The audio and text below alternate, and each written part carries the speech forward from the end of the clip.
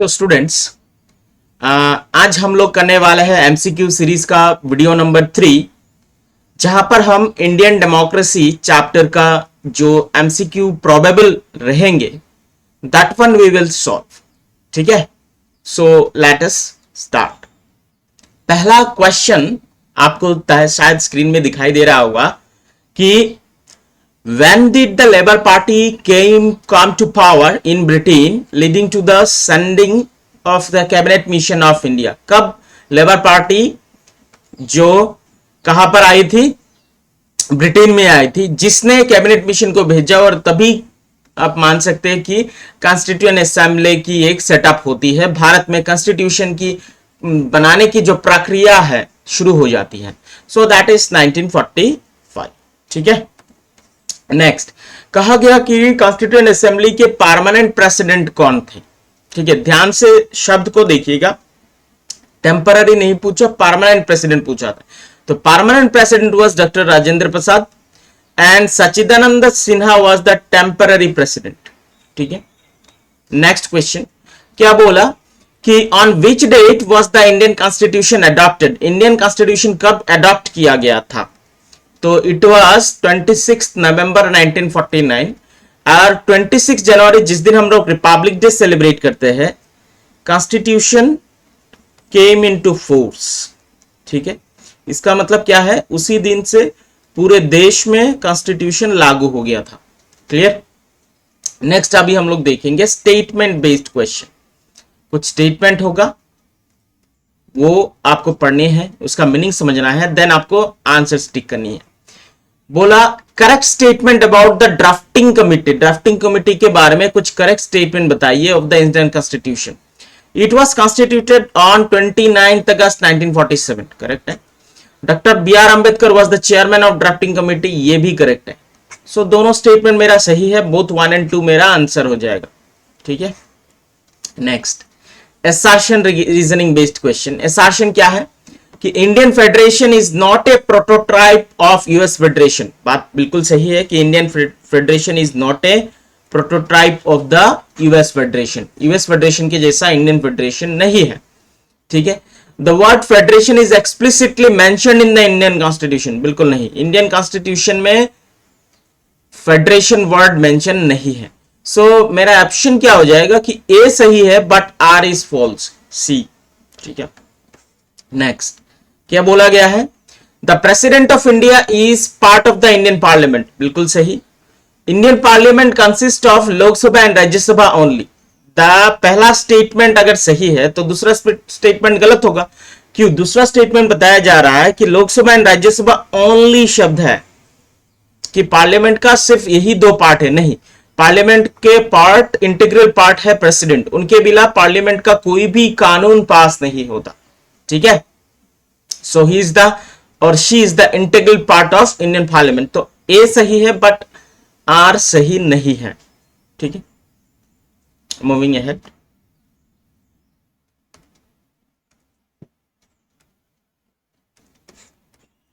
Match the following type question. ठीक है, आपको करने हैं match the following type question. Doctor B R Ambedkar some important leaders, और किन्होंने कौन सा पोस्ट हेल्ड किया था या फिर क्या किया था, उनका कंट्रीब्यूशन बताया गया है। Doctor B R Ambedkar chairman of the drafting committee, A के साथ 2 जाएगा।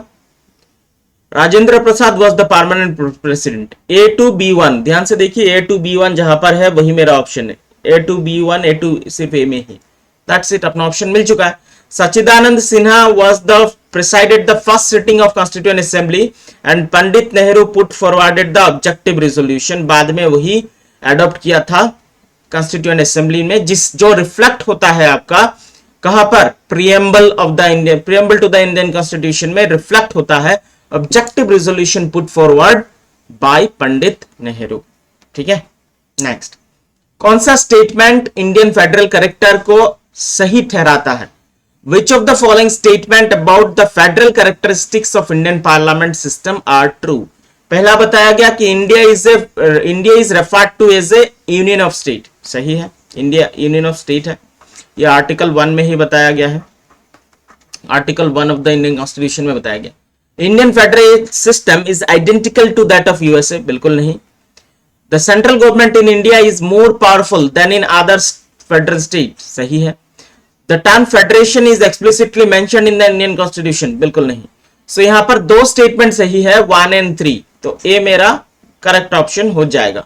ठीक है, धीरे धीरे आप लोग भी मेरे साथ सॉल्व करना, तो आप लोगों को भी आदत बन जाएगी एमसीक्यू कैसे सॉल्व करते हैं।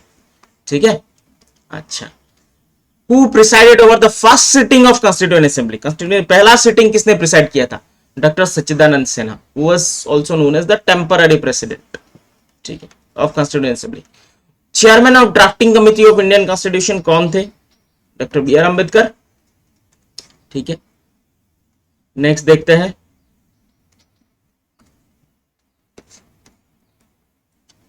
कौन से डेट में भारत की कॉन्स्टिट्यूशन केम इनटू फोर्स? 26 जनवरी 1950 को।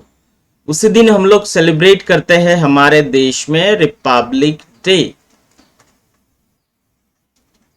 ठीक है, पूरे कॉन्स्टिट्यूशन को ड्राफ्ट करने में टाइम कितना लगा था? 2 years 11 months and 18 days, almost 3 years. Which of the following statement are correct about the preamble of the Indian Constitution? Preamble is regarded as the soul of Indian Constitution, बिल्कुल सही है। It outlines the main ideals and objectives of Indian Constitution, ये भी सही है। तो both 1 and 2 would be correct option। ठीक है, नेक्स्ट, कैबिनेट मिशन के बारे में कौन सा स्टेटमेंट सही है, ये आपको बताना है। It consisted it was sent to India 1946, बिल्कुल सही है। इट कंसिस्टेड 3 कैबिनेट मिनिस्टर जो इंग्लैंड के थे, ये भी सही है। तो both 1 and 2 are correct. Which of the following statement are true about the objective resolution proposed by Pandit Nehru? They were accepted by the Constituent Assembly on 22nd January 1947, बिल्कुल सही। They formed the basis of ideals of equality, liberty, democracy, मतलब जो preamble का basis आप मान सकते हैं। These are objective resolution put forward by Pandit Nehru, तो दोनों correct statement। Next, Which of the following features are included in the objective resolution? Objective resolution में कौन सा फीचर इंक्लूडेड थे? Social, economic and political justice की बात हो रही थी, करेक्ट है। Union of states including British ruled and princely states, हाँ ये भी सही है। The word independent final text of the constitution में था, बिल्कुल नहीं था। So 1 and 2 are the correct option. ठीक है, next,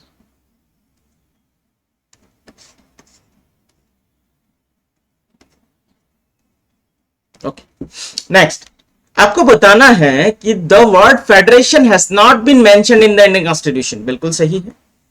the Indian federation is a prototype of the US federation, नहीं। सो ए मेरा सही है बट आर इज फॉल्स। ठीक है, नेक्स्ट देखते हैं। Indian constitution is often described as quasi federal, बिल्कुल सही। Central government in India is more powerful than the state government, सही है। So both A and R is true. हम बोल सकते हैं कि R is the correct explanation of A, इसीलिए इसे क्वासी फेडरल कहा गया है, because central government is more powerful. Next, Indian constitution adopted the features from the constitution of Canada for its federal structure, सही है।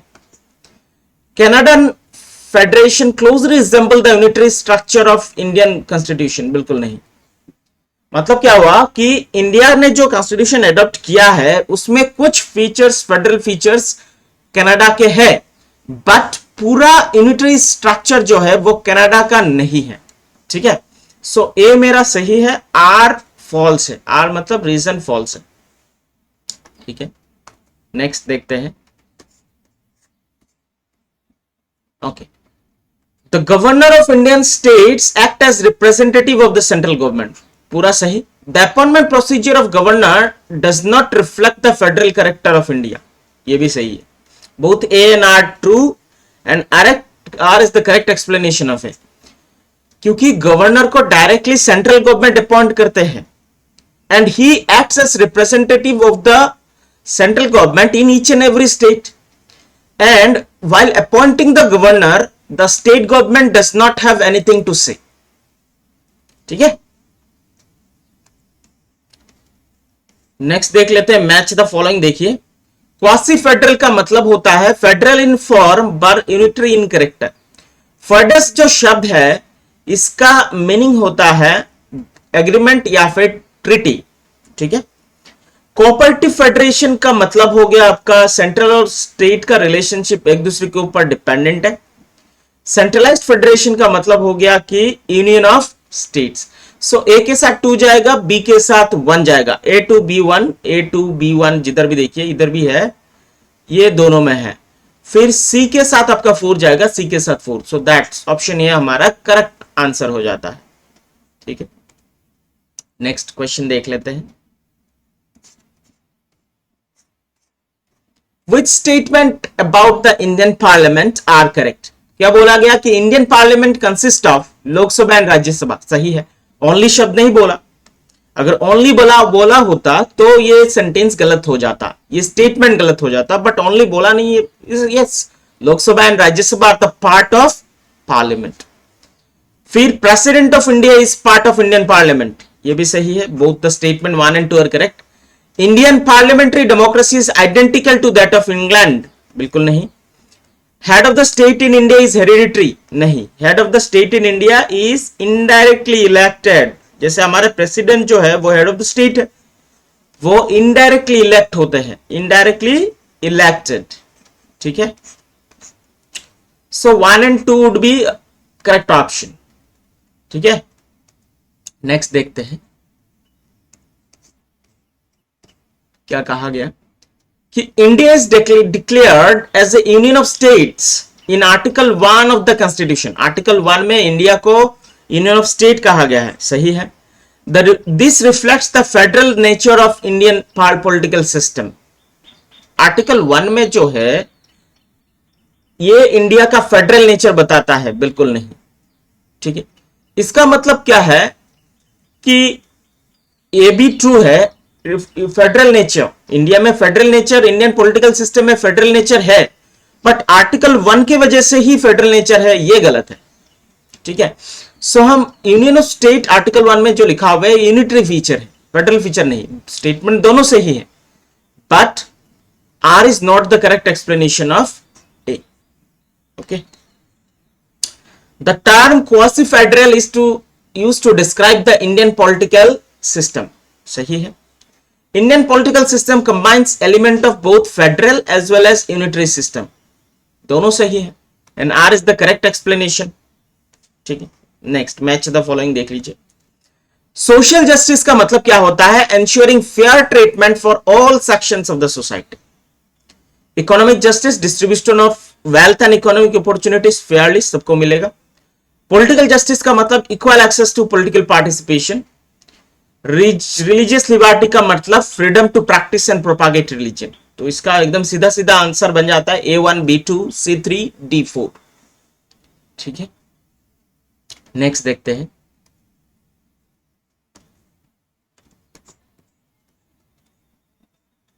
कॉन्स्टिट्यूएंट असेंबली के बारे में कौन सा स्टेटमेंट सही है? पहला सिटिंग 9 दिसंबर 1946 को हुआ था, करेक्ट है। Doctor Rajendra Prasad was the permanent president from the start, बिल्कुल नहीं, क्योंकि स्टार्टिंग में डॉक्टर सच्चिदानंद सिन्हा थे temporary president. Sachchidanand Sinha presided over the first sitting, ये सही है। तो स्टेटमेंट 1 and 3 आर करेक्ट, ठीक है। नेक्स्ट देखते हैं, When was the drafting committee of Indian Constitution constituted? Drafting committee कब बनाया गया था? 29 अगस्त 1947 को बनाया गया था। आपको बताना है कि literal meaning of the Latin word foedus का मीनिंग क्या है। लिटरल मीनिंग एग्रीमेंट और ट्रीटी, ठीक है। Next,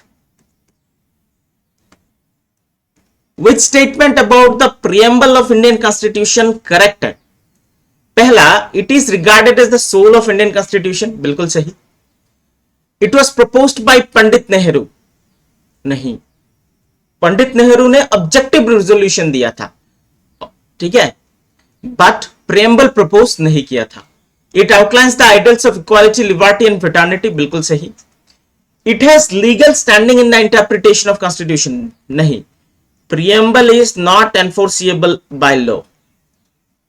preamble is not enforceable by law। ठीक है, सो हमारा स्टेटमेंट 1 और स्टेटमेंट 3 करेक्ट है। So here are the answers. So अभी हमने कर लिया है पूरा 25 क्वेश्चन। आप लोगों को मैं एक सजेस्ट करूंगा कि आप लोग ये वीडियो 2 बार देख लेना तो आपका हो जाएगा, और अगर आपको रिपीटेड मोड में देखना है तो 1.5 करके भी देख सकता है। ठीक है, so that's it student, goodbye, have a good day ahead.